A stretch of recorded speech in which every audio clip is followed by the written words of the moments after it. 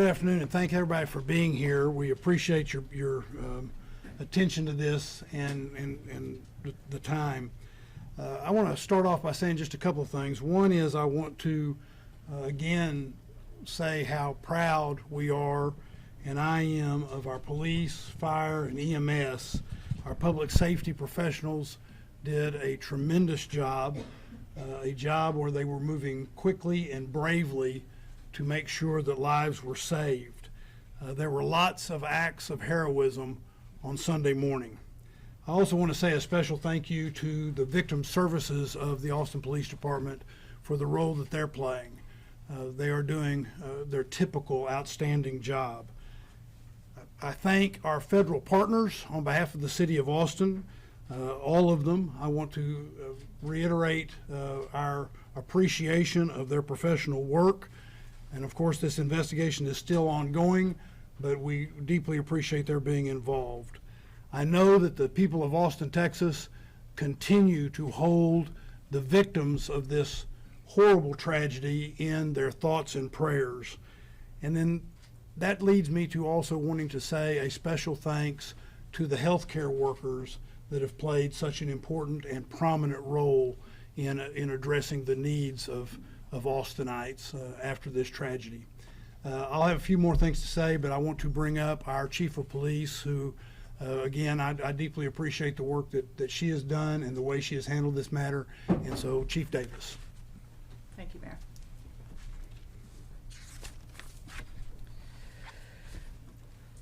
The last 4 hours have been some of the most challenging in my career. This has been difficult for our community, devastating to the impacted families, and challenging to our APD family. I want to thank our federal partners, Special Agent in Charge, and the evidence response team with the FBI. APD could not do this alone. We are still in the early hours of this investigation. This is a complicated and large crime scene. Our priority is finding answers and the motives behind this crime. I want to thank everyone that has supported our communities and this response. Families will need this in the days ahead. I also want to thank victim services that have come in addition to APD's victim services. That includes FBI, the Travis County District Attorney, and multiple calls of people wanting to help. I cannot imagine the grief, pain, and loss these families are feeling today, and my heart is with them. Savitha Shan and Ryder Harrington. To the impacted families that are still waiting for answers, we are here for you. A family resource center is being stood up. As we know, numerous people have been affected by this, and we are daily, hourly getting calls of people that have been victimized by this. The department will be releasing information soon on what that looks like. When I arrived on this scene, again, it was complex and very large. The work being done by the Austin Fire Department, the Travis County Emergency Medical Service, and APD was quite impressive. Once the initial scene was secured, we reached out to our federal partners to assist in this resource-intensive scene and to address concerns of potential terrorism. We are working in tandem with the FBI, conducting numerous interviews and gathering evidence. If you can imagine, we have over 150 witnesses to this event that we are working with the FBI. And we are also investigating an officer-involved shooting. As I have committed in the past, in any officer-involved shooting, we will be releasing info as quickly as possible. Later this week, potentially Thursday, we'll be releasing body-worn camera of this event, as well as information on the suspect, including criminal history. Again, we are making, and I want you to know that we are making tremendous, significant progress in this case, but it will take time. In closing, I want to take a minute, as the mayor, echo the mayor, and talk about just the fantastic work that the Austin Police Department with the Travis County Emergency Medical Services did here. Multiple lives were saved. You know, in Texas, we are fortunate to have the Advanced Law Enforcement Rapid Response Training Center, and that's the Alert Center through Texas State University. And that training, there is no doubt that in that coordinated response with EMS saved lives this night. Mayor, I'll turn it back to you. Sure, thank you. I also want to point out that we're joined today by our city manager, T.C. Broadnax, and council member who represents the downtown area, Zoe Kadri.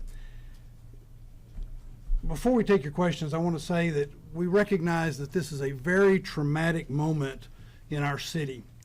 But when I talk about being proud of APD and fire and EMS, I want to also say how proud I am in how the people that are this city have reacted with such great compassion.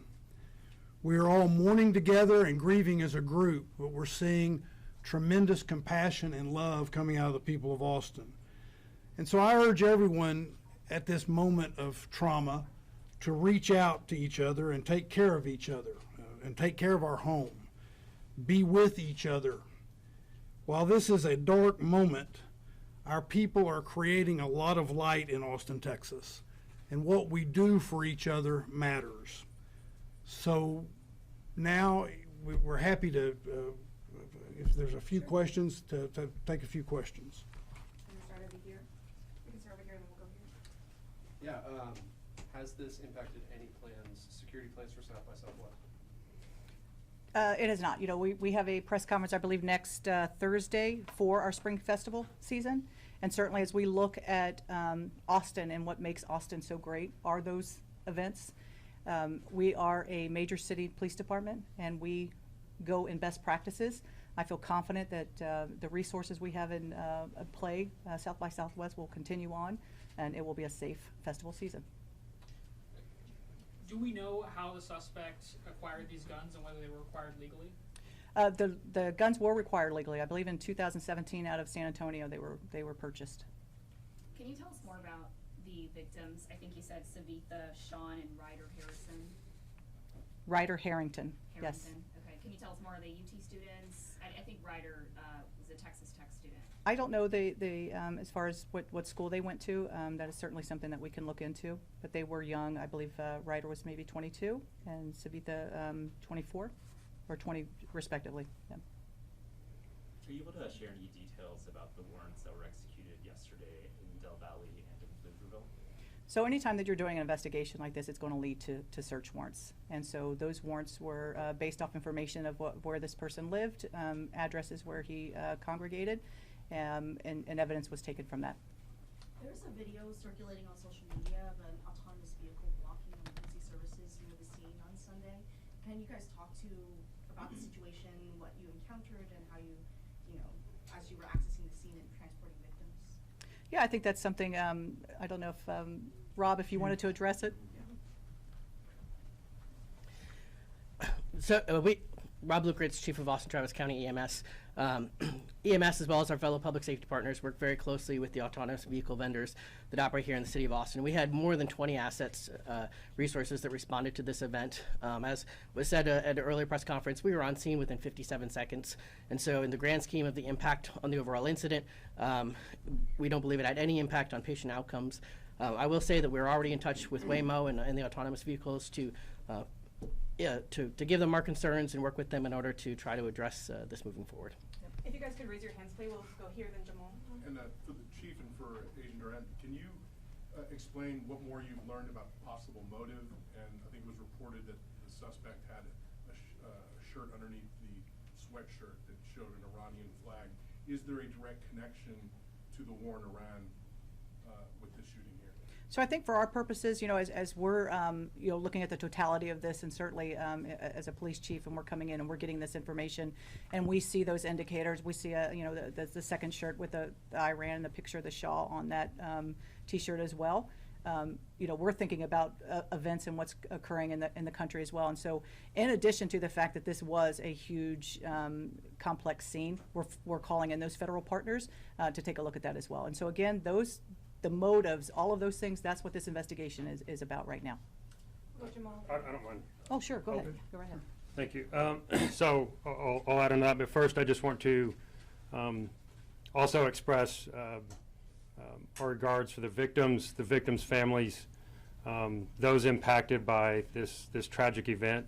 It's not just those that were injured or killed, but obviously those that witnessed it are going to be forever impacted. And so just let them know we stand with you, and our thoughts are with you. With regards to the question, Yes, we, our ultimate goal in everything we do is to determine the motive, right? We're looking for connections that he possibly had, witnesses, as the chief had mentioned.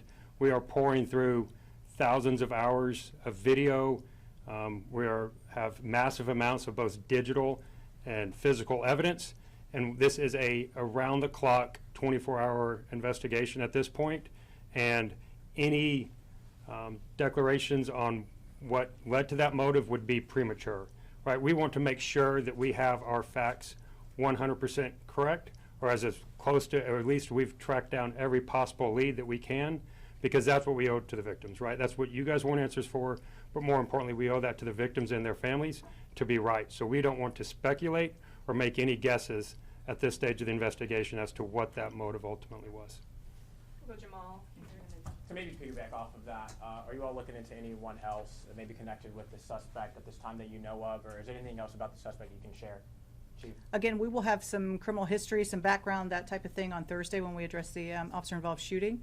But as far as anyone else, that's all part of what that investigation is currently. Given some of his interactions with your agency previously, some of the social media posts attributed to him, had your agency or any agency identified him as a potential concern or a threat before this? We have not at the Austin Police Department, no. Did you want to address that? No, he was not previously on our radar. Agent Duran, I had a question for you. Yesterday, you mentioned that there was this potential nexus to terrorism that was being investigated. Can you tell us what that means in regular words, and also what those, what we've learned about that? So any act of targeted violence, which is what this was, we're going to pursue all investigative lines, right? And that is certainly one of them, along with multiple other avenues of where this could go, right? It's always very difficult to determine what's in an individual's mind that leads them to commit this type of violence.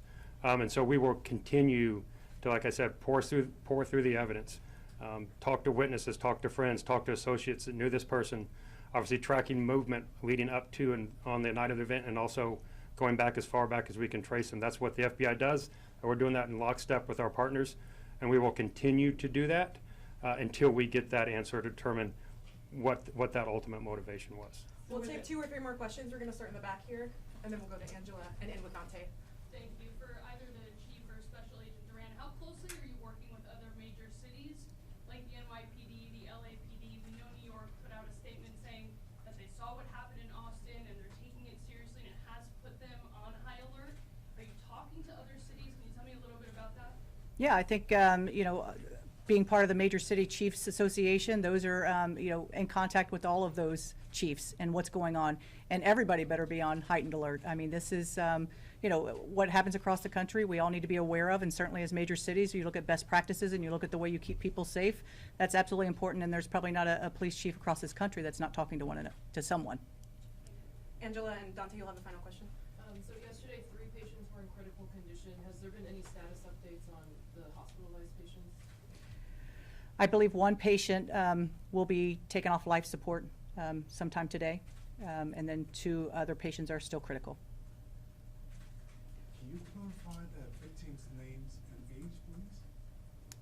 The victims that were killed, Yes. Savitha Shan, I believe she's 24. Could you spell that out, please?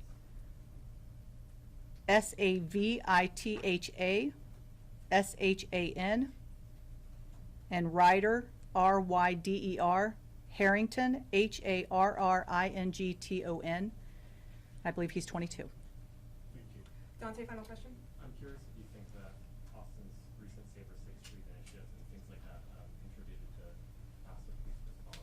Absolutely. When you look at again, I talked about the Alert Center and our partnership with Texas State and what that does. And I made a note to myself because it is, we have CAST, which is our Counter Assault Strike Team, CAST, and that includes EMS, it includes AFD and APD. And they sit in this very room every Friday, Saturday, and Sunday night to address potential threat concerns from our entertainment areas. And so that is something that we have to be prepared for when you have large events, large-scale events, and we do this in our other large-scale events as well. When you're talking South by, you're talking about other things where there are large crowds. We are there and prepared. So absolutely.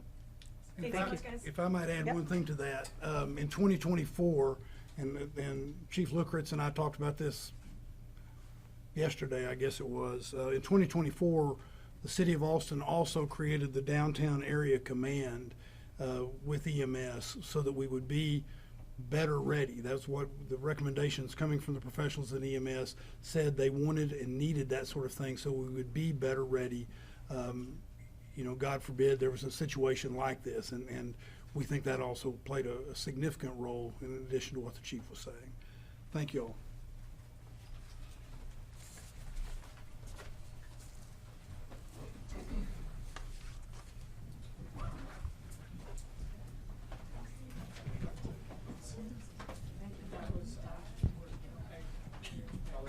Thank you for watching. Please hit the subscribe button and get the latest news by downloading the CBS Austin News app.